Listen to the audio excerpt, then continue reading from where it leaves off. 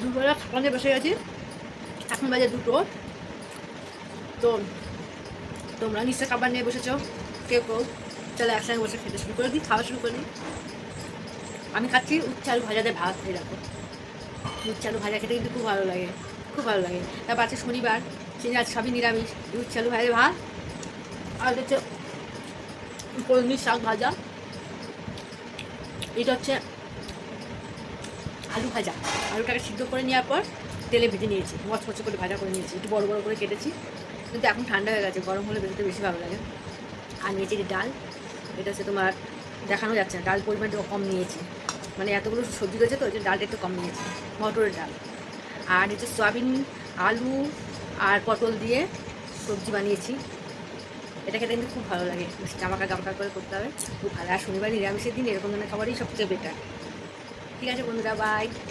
খাওয়া দাওয়া করে নিই, পরে তোমার সঙ্গে দেখা।